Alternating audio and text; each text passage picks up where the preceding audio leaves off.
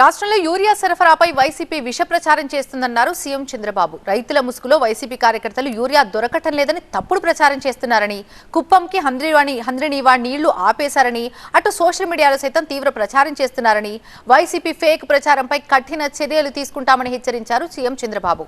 ప్రతిపక్ష హోదా అడగటానికి వైసీపీకి బుద్ధుండాలని, ప్రతిపక్ష హోదా ఇవ్వాల్సింది ప్రజలన్నారు సీఎం చంద్రబాబు. స్టీల్ ప్లాంట్ కోసం పోరాటం చేయమని వైసీపీని ఎవరు అడిగారని, స్టీల్ ప్లాంట్ ప్రైవేటీకరణ జరగదని సీఎం స్పష్టం చేశారు. ఒక ఫేక్ పార్టీ విష ప్రచారం, మొన్న ఏం చెప్పాను, విష వృక్షం అని నిన్న జరిగింది కృష్ణా జిల్లాలో.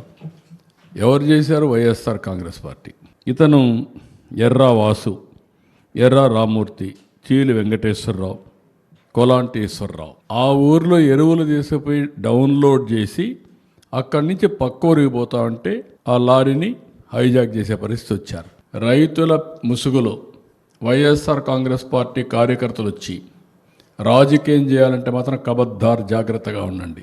కుప్పంలో మొన్నే నేను ఇనాగరేట్ చేశాను.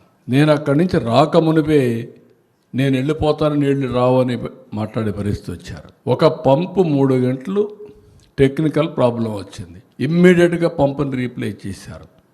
ఇప్పుడు కూడా పెడుతున్నారు. కాలువలు ఎండిపోయినాయి, నీళ్లు రావడం లేదు, మోసం చేశారని. అంటే ఏమనుకుంటున్నారు మీరు? ప్రతిపక్ష పార్టీ కావాలంటే ఎన్ని సీట్లు కావాలి? 18 కావాలి. అప్పుడు ఇవ్వరు.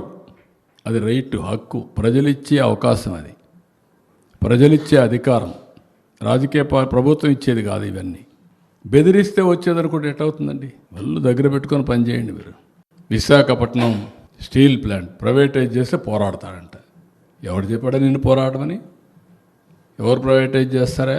డెఫినెట్గా కొన్ని గవర్నమెంట్లు అన్నీ కూడా కొన్ని సర్వీసులు అవుట్సోర్సింగ్ చేసుకుంటారు సమర్థత పెంచడానికి.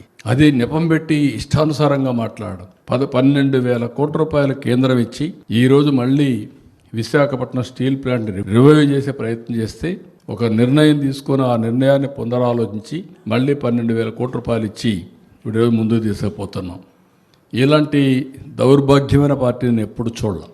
కావాలని ఇలాంటి న్యూస్ని చేస్తే వీళ్ళకి ఫిట్టింగ్ రిప్లై ఎప్పటికప్పుడు ఇవ్వాల్సిన అవసరం ఉంది.